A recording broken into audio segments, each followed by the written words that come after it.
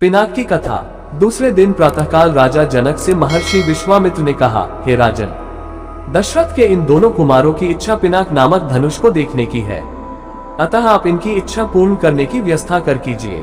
राजा जनक के कुछ कहने से पूर्व ही राम ने कहा, हे नरश्रेष्ठ, पहले आप हमें पिनाक का वृतांत सुनाइए।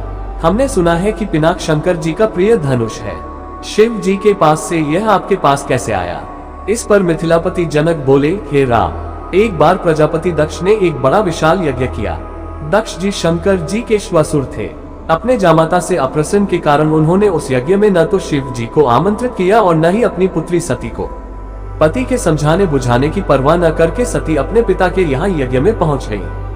वहां सती का बहुत अपमान हुआ। सती ने देखा कि देवताओं के लिए यज्ञ का जो भाग निकाला गया था उसमें शिव जी का भाग था ही नहीं। इससे क्रुद्ध होकर सती ने यज्ञ कुंड में कूदकर अपने प्राण त्याग दिए। महादेव जी के गणों ने, जो सती के साथ राजा दक्ष के यहाँ आए थे, लौटकर महादेव जी को सारा वृतांत बताया।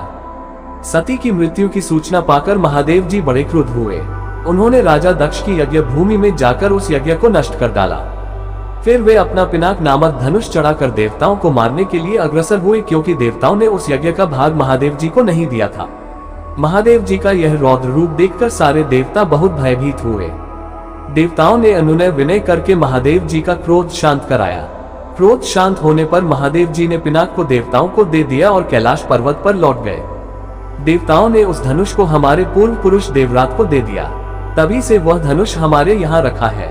हमारे पूर्वजों का स्मृति चिन्ह होने के कारण हम इस धनुष की देखभाल सम्मान के साथ करते आ रहे हैं। इसी बीच एक बार हमारे राज्य में अनावृष्टि के कारण सूखा पड़ गया, जिससे प्रजाजनों को भयंकर कष्ट का सामना करना पड़ा। उस कष्ट से मुक्ति पाने के लिए मैंने एक बहुत बड़ा यज्ञ किया। पुरोहितों के आदेशानुसार मैंने अपने हाथों से खेतों में हल चलाया।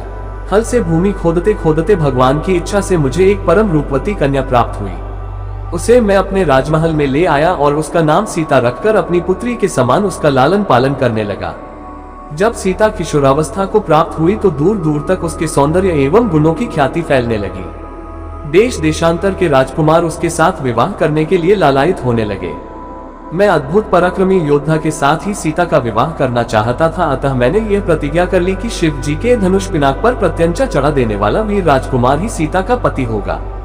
मेरी प्रतिज्ञा की सूचना पाकर सहस्त्रों राजकुमार और राजा महाराजा समय समय पर अपने बल की परीक्षा करने के लिए यहाँ आए, किंतु पिनाक पर प्रत्यंचा चढ़ाना तो दूर, वे उसे तिल भर खिसका भी न सके।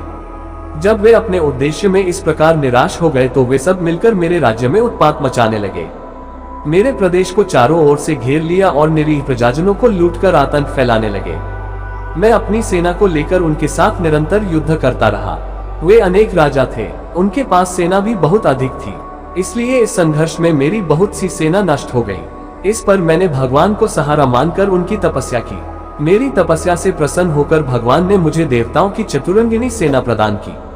उस सेना ने आताई राजाओं के साथ भयंकर युद्ध किया और सभी उपद्रवी राजकुमारों को भगाया। उनके भाग जाने के बाद मैंने सोचा कि एक विशाल यज्ञ करके इस अवसर पर ही अपनी प्रतिज्ञा पूरी करूं और सीता का विवाह कर निश्चिंत हो जाऊं। इसीलिए मैंने इस महान यज्ञ का आयोजन किया है। अब जो कोई भी महादेव जी के इस धनुष की प्रत्यंचा चढ़ा देगा, उसी वीर पुरुष के साथ मैं अपनी अनुपम गुणवती पुत्री सीता का विवाह करके निश्चिंत हो जाऊंगा।